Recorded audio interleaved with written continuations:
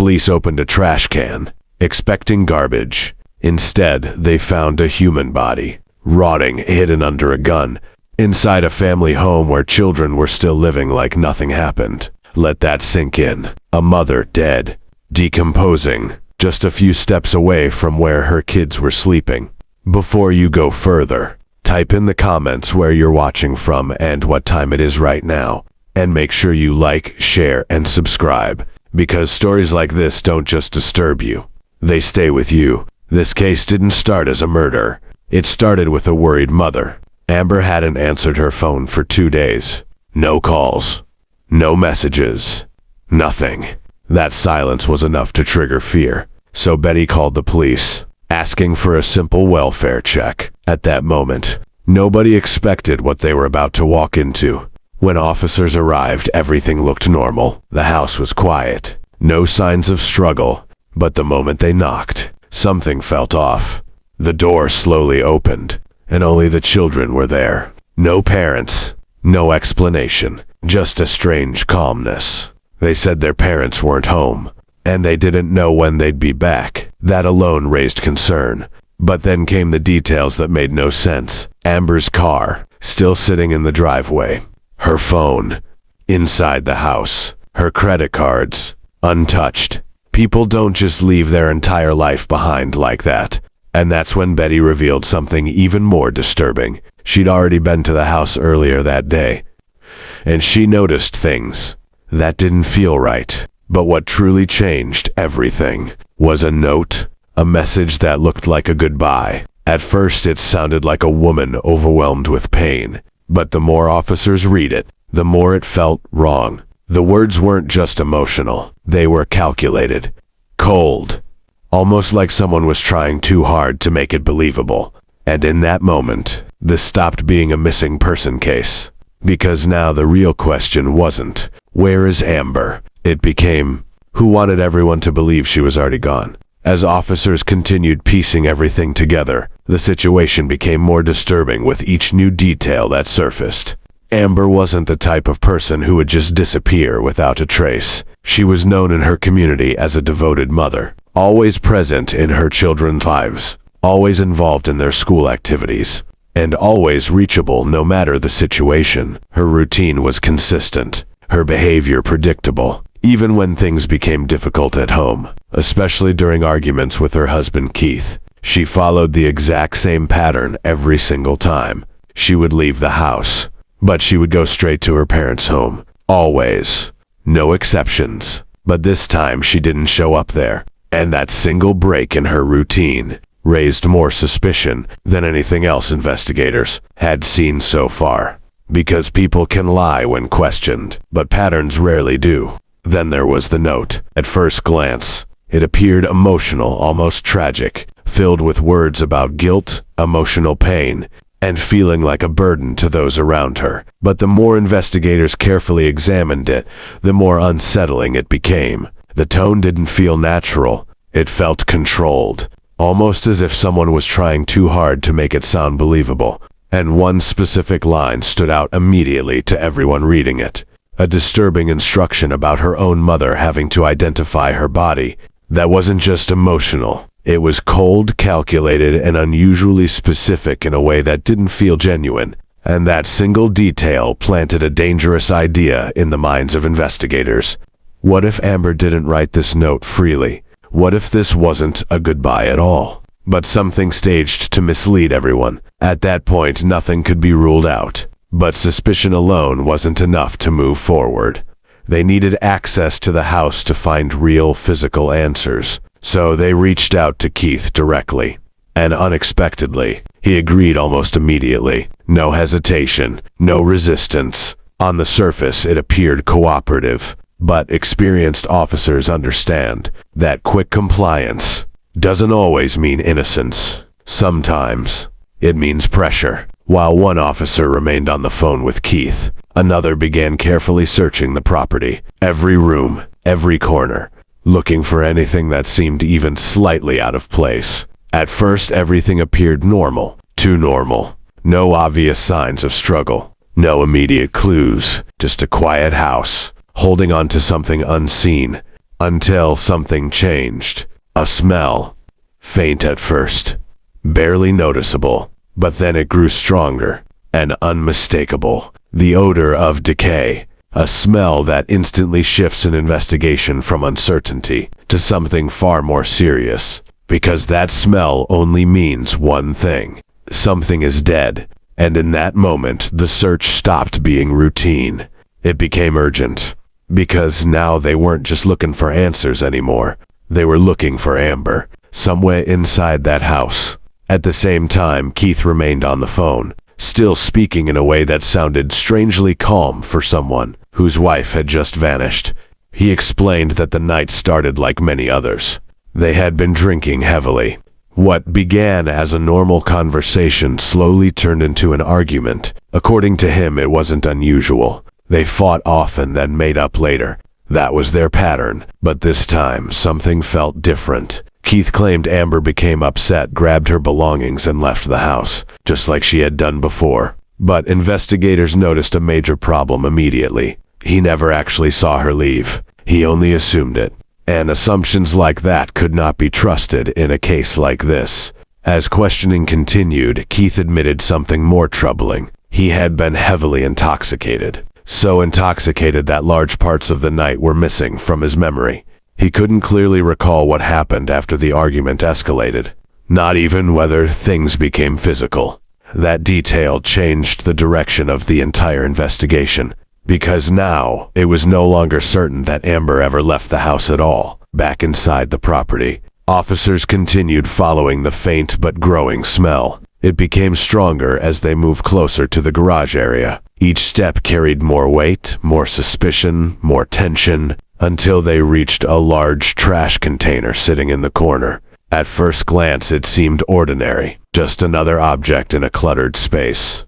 But something about it felt wrong. As one officer carefully approached and lifted the lid, he immediately noticed something unusual inside. A firearm. That alone raised serious concern.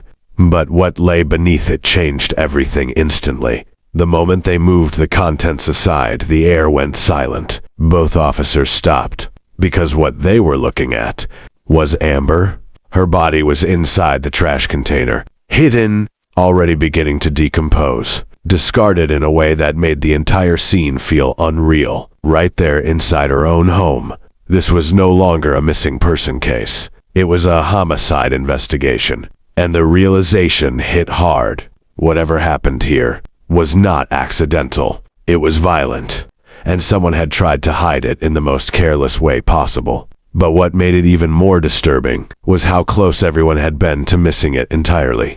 Because the container had been in plain sight the entire time, inside a house where children still lived. And for hours, no one knew what was inside. Until now. The discovery inside the garage changed everything instantly. What began as a missing person case had now escalated into a confirmed homicide scene. But the shock did not end there. As officers secured the area, a new contradiction immediately surfaced. Amber's mother, Betty, strongly insisted she had already checked that exact trash container earlier that morning. She was certain there was nothing inside it at the time. No body, no weapon, nothing unusual at all. But now, both were there, so investigators were forced to confront a difficult question. Was she genuinely mistaken? Or was there something deeper being hidden? At this stage, no possibility could be ignored. Every member of the household was now under quiet suspicion, even those who appeared cooperative, even those who claimed to be helping the investigation. Inside the home, officers expanded their search beyond the garage. What they uncovered made the situation even more serious. There were visible traces of blood in multiple locations. Not just a single drop or isolated stain, but scattered indications suggesting movement after a violent encounter. Some areas showed faint patterns. Others showed clearer signs of disturbance consistent with the struggle.